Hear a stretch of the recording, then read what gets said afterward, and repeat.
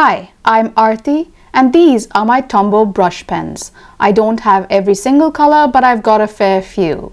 I realized I hadn't swatched them, so I'm going to do that firstly on cream paper in the Royal Talens Art Creations and then on white paper in my Sea White of Brighton sketchbook. After that, I'll show you how I use them in a negative space session with Odd Orange, and then we'll draw some birds and you can draw with me on that one. To speed this up, I have put both swatches side by side so you can compare. Let's start with N19, N95, N65, N45, N35, N15, 020, 062. The cream paper really changes the tone of some of these pens. On to 055, 025, 925, 856, 847, 757, 879, 899, 912, 992, 942,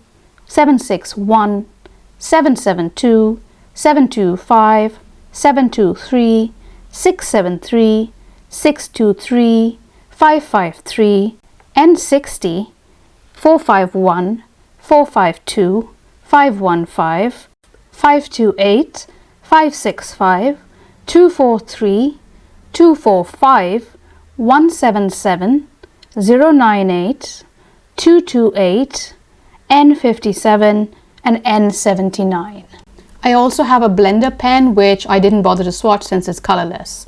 Now if you look at the white paper and the cream paper, the white paper being the Sea White of Brighton and the cream paper being the Royal Talens Art Creation sketchbook, you can really see there's a massive difference in how the colors show up on it. It's a little bit more dulled down with a yellower cast to it on the Art Creations, whereas the colors are pretty true to their original tone on the white or rather ivory paper. For this Zoom drawing session with Odd Orange, I used my Art Gecko sketchbook, which I featured in a previous video. This session is a timed session and we're going to do negative space drawings, so I want a material that is quick, that has versatility and that dries really fast.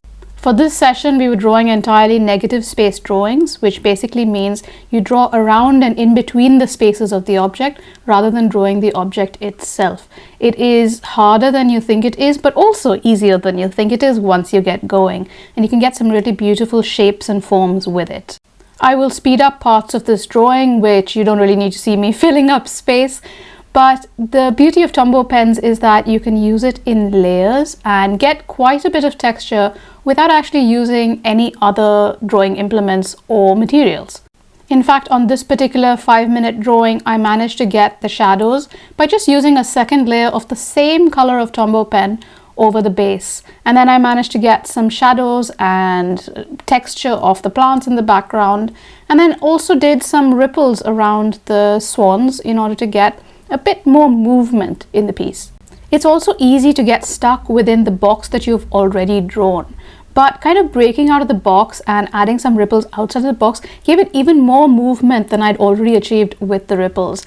And you know, it's a 5-minute drawing, but 5 minutes can seem a lot longer when you're actually in the zone and drawing this while you're in a drawing session. In fact, if you want to try it for yourself, Odd Orange Stationery has a mailing list and subscribers get one free drawing session every month, and of course there are paid sessions and you can buy previous episodes and so on, and other people like Holly Surplus or people with Patreons also have drawing sessions for a small fee, so it's easy to try them. This lamp was a little bit more difficult to draw because I couldn't figure out how to do the negative space without actually drawing the shape of the lamp itself. But in the end it worked out because what I tried to do was fill in the spaces in between the lamp as well as drawing the outside. And then once I filled in the background, it was easier to imagine where the shadows might go and how to make dimension out of nothing. Sometimes drawing in a drawing session don't take me the full amount of time, like all these 3 drawings were assigned 5 minutes each, but I did finish early, so sometimes I go back and add a few more details to pieces that I finished beforehand that maybe I didn't have quite enough time to finish as I wanted to, and sometimes I also forget to put the color swatches in. For example, here where I used that one Ecoline pen that I own for the middle drawing. For this next piece we had 15 minutes, which is actually quite a long time. Normally I would have whipped out my gouache because this is enough time for a base layer of gouache to actually dry and then be worked on top of. 15 minutes is a pretty long time. But I hadn't prepped my gouache, so I kept it to Tombow pens and Posca pencils. I did the outlines for the pomegranates, and then it took a long while to actually work out where I needed to draw in the shades of the leaves, which spaces. It was a quite complicated piece, but in the end I think it turned out quite well. It also taught me a few things about negative space drawing, which basically is you don't have to draw everything. You just have to draw the important parts that stand out to you.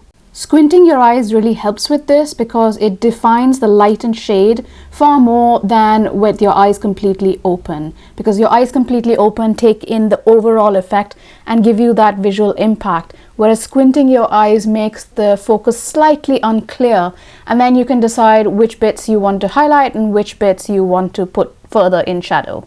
For the shadow, I did use a Tombow pen completely flat in a shade of green and a shade of grey, so two different levels of shadow. But then for the light sections, I just used hatching with a Posca pencil. Without adding too much detail, it gives a little bit more detail than I would get if I just used flat Tombow pen. With this technique, it's easy to get dimension because single hatching can give you lighter shades, cross hatching can give you darker shades, and a third level of hatching can give you even darker shades. This gives you more dimension to your work instead of leaving it flat, which can happen sometimes when you're working in negative space drawings. For this bird drawing, I started off with my one and only Ecoline pen. I don't think I have the shade of grey in Tombow's, which I'm not even sure if they make it, but I will see if they do have it. Following that, I added some dimension to the bird using a Posca pencil, but again, I'm not trying to get the details here, I'm just trying to get the feel of the bird rather than the actual bird itself. All these sketches are made from reference images that Morgan Grice, who runs the Odd Orange Sessions, provides. I've never actually done a negative space drawing without a reference. I'm not even sure if I can do it, but that might be something to try. Let me know if you're interested in me experimenting with something like that. For this piece, I did something slightly different. I worked on negative space only for the actual bird itself and then added details with the pointy end of the Tombow pen. If you've never worked with these pens before, they have a brush pen end and a marker pen end. Extremely useful. I tend to use mostly the brush pen end because it fills space more quickly, it has a more flexible tip, and I just kind of like it. I use the marker section only for detail or if I'm writing something, and sometimes I use it to write birthday cards and things in fun colors. But I digress. Here I am filling in the shadows and then the highlights I did with a white Posca pencil. This Posca pencil works really well on top of other mediums. I've found that it's pretty much on par with how the Caran d'Ache Luminance pencils work as well. I have previously made a video about the Posca pencils, which you can find on my channel, but I primarily use these pencils in my sketchbook a lot, but I don't use them in original work simply because I don't know what light fastness they are. I haven't found that information anywhere, so if you do know, please let me know as well. In fact, as I was drawing this bird, I suddenly realized that it's not a subject that I draw very often, and as a result, I decided to actually take it a little bit further and see what birds I could draw. So, with a view to increasing my bird drawing repertoire of skills, I checked out April of Monkey Mintaka's Birdfest Pinterest board. She ran this challenge back in January of 2023. I didn't join in because I couldn't keep up, but what I did manage to do was select some of her images into my own Birdfest Pinterest board and then decided to draw birds from there. Now, this is the point at which you should prep your sketchbook and get ready to draw with me. I will link to April, aka Monkey Mintaka's YouTube channel on which she did a Birdfest video, as well as her Pinterest board so you can access all the images that I'm drawing from. I've already done several of these birds, so this was the first page that I did. I'm quite happy with some of them, but I can see where some of the anatomy is lacking.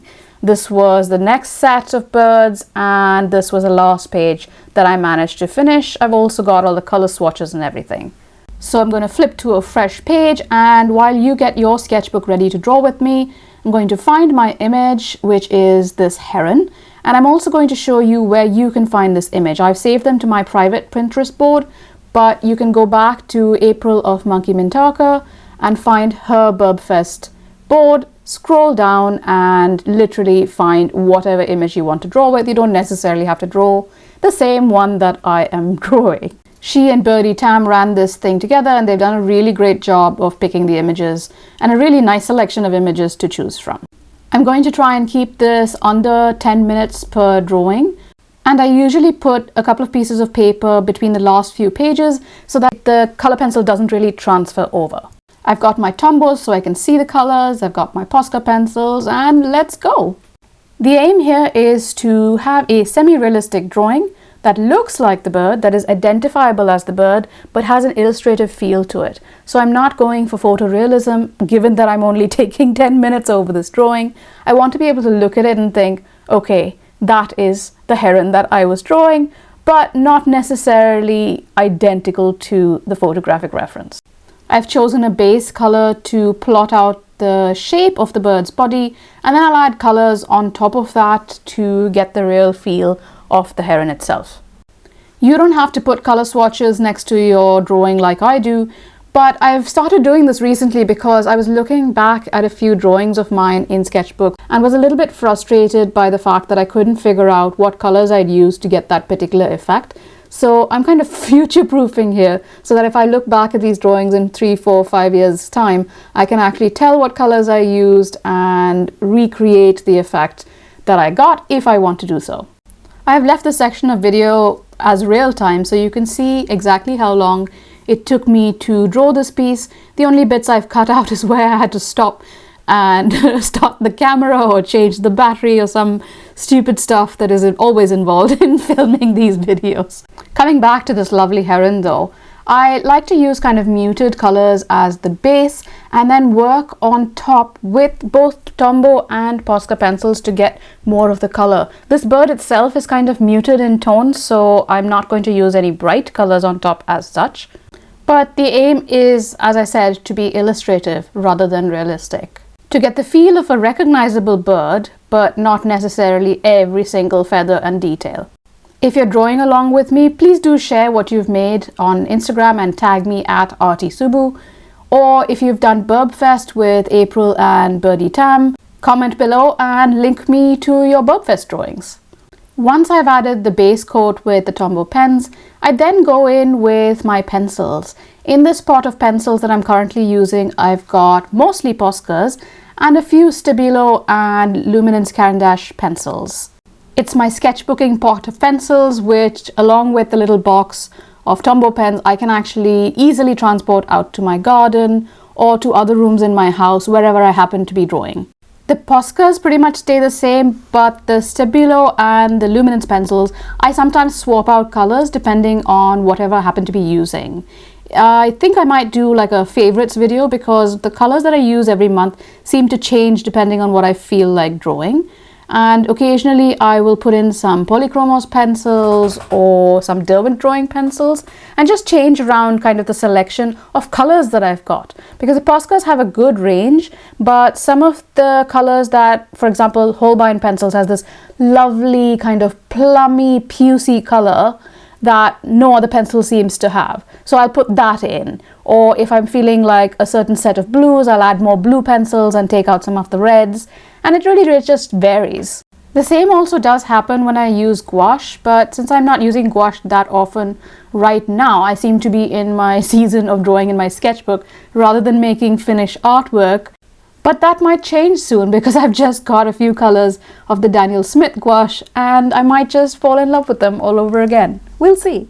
But back to Señor Heron here. I'm adding some detail with my black pencil. And I don't like to use black too often, but this bird does have some duller tones in it, and I feel like that's appropriate. I like to use these small dashes to add detail, but you could also do it with cross-hatching or single long strokes or little scribbles and squiggles.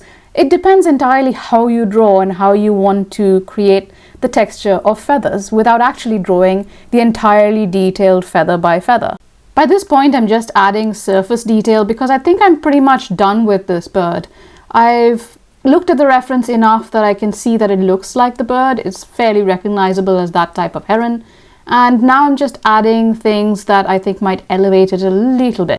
Some more texture and slight variation of color to make it a little bit more interesting. And I think I'm almost done with this piece, just a few last finishing touches. I think it looks fairly similar to the reference picture, and it's recognizably a heron. Obviously I didn't do the feet because the feet are non-existent in this picture. And I'm going to move on and draw the next bird, which is actually a parakeet. You can find the reference pictures for a number of parakeets in April's Pinterest board. I'm going to speed this up because I just want to discuss a few things I've learned by drawing these birds in the BirdFest list. The whole point of drawing 30 birds in this list is to gain a certain understanding of how to draw a bird illustratively, not realistic, but enough so that the anatomy is more or less correct, the coloring is recognizable, and the character of the bird that I'm drawing comes across. So as you can see with this parrot, I managed to get some of the coloring. I don't think I have the appropriate pencil colors, but I feel like I've improved greatly since the first bird that I drew. And now every time I draw a bird, I've learned from the mistakes that I've made while drawing the previous birds, and I'm improving every single time. Not only is my bird drawing improving, I'm also learning better how the Tombow pens and the Posca and other pencils work, and the best way to use them when it comes to the sketchbook, my style, and the subject that I'm drawing. I've been progressing through the BirdFest prompts spread by spread. So you can see that I've done 3 or 4 birds per spread per session. You can also see that the contrast level on these birds isn't as high as on the white paper. You absolutely cannot get that extreme contrast on the cream paper of the Art Creation sketchbook that you can in the Art Gecko, which has much whiter paper. White pencil doesn't show up. I haven't tried a Posca pen or gouache paint on it yet, but I will probably have to do that in order to get the contrast. If you want to know more about the pencils I use, go watch the Posca pencils video next. I really enjoyed drawing with you and showing you how I use Tombow pens. Thank you so much for watching, and I will see you in my next video. Bye!